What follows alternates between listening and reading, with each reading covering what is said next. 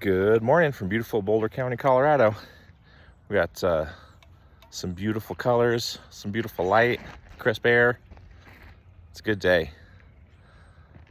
I was feeling the need to document a realization I was having about cut sheets, cutting instructions.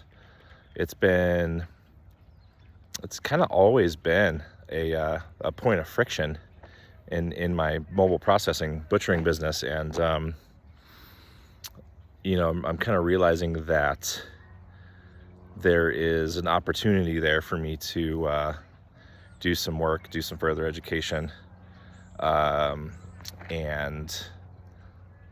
be a little bit more kind and patient, just in general around that. So I'm gonna do some videos coming up. Stay tuned for some videos coming up about how to fill out a cut sheet, how to get what you want, back from me specifically. I can't speak for every processor out there, but I can speak for me. And one of the realizations I was having this morning was, if I really want to achieve my mission of integrating more people into their local food system, especially through direct-to-consumer meat sales from all these amazing farms around here. And I'm talking local food system, like I service all over northern Colorado, the Front Range, even down into Elbert County, and part of that is making the process as easy, as painless, as frictionless as possible, and as easy to understand as possible. And so if I can help make it more approachable through some videos, that's what I'm going to try to do. I'm going to try to get my thoughts straight today. Go home, I'm going to print out some cut sheets. We're going to film out together on video. We're going to kind of talk through the different options for cutting instructions from all of the basic beef, pork, lamb, goat animals that I process on the regular, and maybe shed some light. One of the biggest pieces of feedback I get is, if people are doing it for the first time, or they're working with me for the first time, they don't understand the cut sheet.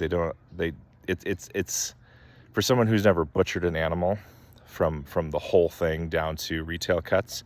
I think it can be hard to conceptualize what that looks like, and that's something I feel like I might have been taking for granted, and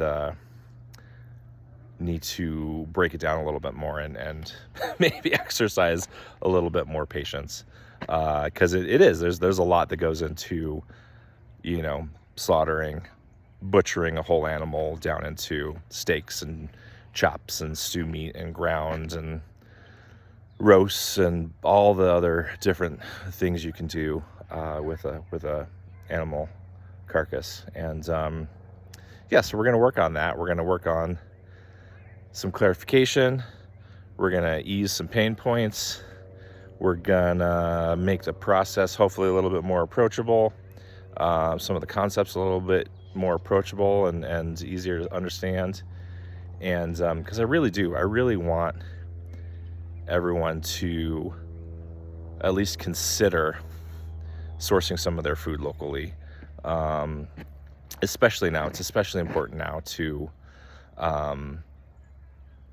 have a better understanding and a closer connection to your food source. And if that money stays local, you keep that money local. It doesn't go to a Walmart or a Target or a grocery store chain. That money stays local. You pay that farmer for that meat, and that money goes to other local producers, the people that produce the food for the animals, the people like me that process the animals locally. It's a whole ecosystem, and I think it's really important for us to, as a community, to focus on local food, focus on feeding ourselves and our neighbors locally. Having a strong localized food system is a really, really great way to create a little sustainability around yourself. But yeah, look forward for those videos. Look for those videos. I'm gonna print some sheets out, fill them out. It's gonna be a good time. I'm excited about it, and I hope you are too.